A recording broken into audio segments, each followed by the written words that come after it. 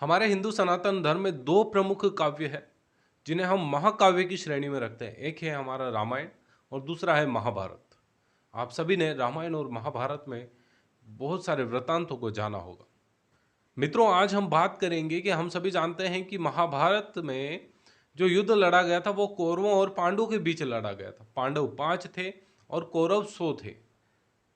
तो यदि हम बात करें क्या ये पॉसिबल है कि 100 कौरवों का जन्म हुआ हो? यहाँ जब हम वैज्ञानिक तरीके से सोचते हैं तो हमें ऐसा लगता है कि ये असंभव है। यदि पहले की बात की जाए तो हमारा देश विश्व गुरु के नाम से जाना जाता था, सोने की चिड़िया कहा जाता था।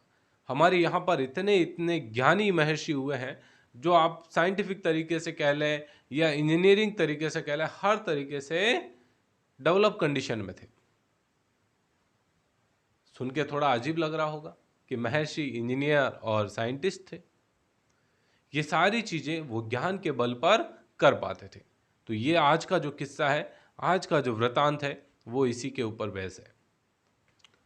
महाभारत काल में हम सभी जानते हैं कि हस्तिनापुर नामक एक राज्य था और उस राज्य का राजा था धृतराष्ट्र, जो जन्म से अंधा था। उस धृतराष्ट्र का विवाह हुआ था गांधारी के साथ और गांधारी ने अपने पति की आंखें नहीं होने के कारण स्वयं की आंखों पर भी पट्टी बांध दी थी। वैवाहिक जीवन काफी अच्छा चल रहा था और हस्तिनापुर राज्य में एक महर्षि वेदव्यास रहा करते थे। अनुग्रह के बाद महर्षि वेदव्यास राजमहलों में आए थे। गांधारी ने पूरे सच्चे मन से, श्रद्धा भाव से उनकी सेवा अर्चना करी। उनकी सेवा से प्रसन्न होकर महर्षि वेदव्यास ने कहा, वत्स मांगो, क्या चाहिए तुम्हें? तब गांधारी ने कहा, गुरुदेव, मुझे अपने पति के जैसे बलवान 100 पुत्र चाहिए। यही वो कारण था कि गांधारी के गर्भ से 100 बच्चों का जन्म हुआ। महर्षि वेदव्यास इतने तपस्वी योगी थे कि उन्होंने उनको आशीर्वाद दे दिया, शतपुत्रवती भव।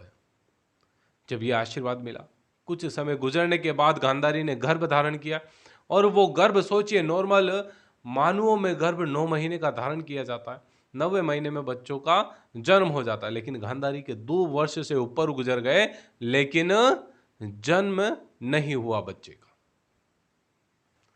इससे परेशान होकर गांधारी का गर्भ गिरवा दिया गया और जब गर्भ गिरवाया तो ये देखा गया कि एक मांस का बड़ा सा पिंड जो है उस गर्भ में से निकला।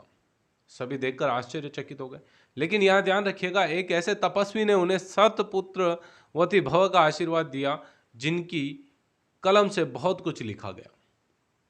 महर्षि वेदव्यास ने अपनी दिव्य दृष्टि से इस पूरी घटना को देखा और जैसे ही यह घटना घटित हुई, महर्षि वेदव्यास तुरंत राजमहल में पहुंच गए।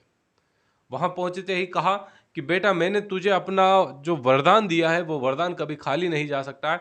आप लोगों ने भले ये कर दिया हो, गर्भपात करवा दिया हो, लेकिन यहां 100 बच्चों का जन्म जरूर होगा।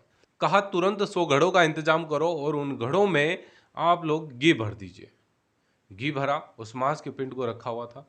तभी महर्षि वेदव्यास ने कहा कि इस पर गंगा जल छिड़के। गंगा जल जैसे छिड़का, वो मांस का टुकड़ा 101 टुकड़ों में टूट गया और उन प्रत्येक टुकड़े को उस घड़े में रख दिया गया। महर्षि वेदव्यास ने कहा कि इन घड़ों को अच्छे तरीके से बांध के व्यवस्थित जगह पवित्र स्थान पर रख दें। और पवित्र स्थान पर जब रखा गया मित्रों, तो ध्यान रखिएगा कि वहीं से इन घड़ों से जब 2 वर्ष की अवधि पूर्ण हुई तो इन घड़ों से 100 कौरवों का जन्म हुआ। सुनने में थोड़ा अजीब लगता है, लेकिन आज भी जो हमारे सामने तकनीक है, टेस्ट ट्यूब बेबी, IVF जिसे कहता है, पॉसिबल है ना? ठीक उसी प्रकार से हम उस समय में ये सारी चीजें अचीव करते थे और ये हमारे अध्यात्म के बल पर था। 100 कौरवों का जन्म हुआ और उनमें सबसे बड़ा था दुर्योधन। लेकिन मित्रों, यहां पर ध्यान रखने वाली बात यह है, ये स्टोरी मैंने आपको क्यों सुनाई? कहने का तात्पर्य यह है कि यदि गांधारी ने 100 पुत्रों की जगह एक ही सुयोग्य पुत्र मांग लिया होता तो यह महाभारत की घटना नहीं घटित होती। 100 से भला एक, ये ध्यान रखिएगा कि यदि आपके 10 पुत्र हैं और 10 के 10 अयोग्य हैं तो उनसे अच्छा तो आपको निसंतान होना है। और दूसरी बात ये ध्यान रखिएगा, यदि आपका एक ही पुत्र है श्रवण कुमार जैसा, तो आपके जीवन में आनंद ही आनंद है। जीवन सफल है। श्रवण कुमार जन्म से नहीं होता। देखिए, जितने भी बच्चे, जितने भी संतानें मानव जाति में जितने भी लोग जन्म लेते हैं वो पशु के समान होते हैं। अब वो दायित्व अपने माता पिता के ऊपर होता है कि वो अपनी संतान को किस प्रकार का बनाती है। यदि वो अपने संतान को अच्छे संस्कार देगी तो वो एक सुयोग्य पुत्र बनेगा, जिसे हम कहते हैं सपूत।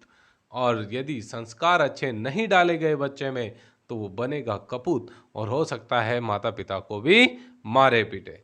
तो मित्रों, कहने का तात्पर्य यही है कि गांधारी ने 100 पुत्रों की जगह यदि एक पुत्र मांगा होता और वो भी सुयोग्य मांगा होता तो उनके जीवन में इतना बड़ा दुख नहीं आता।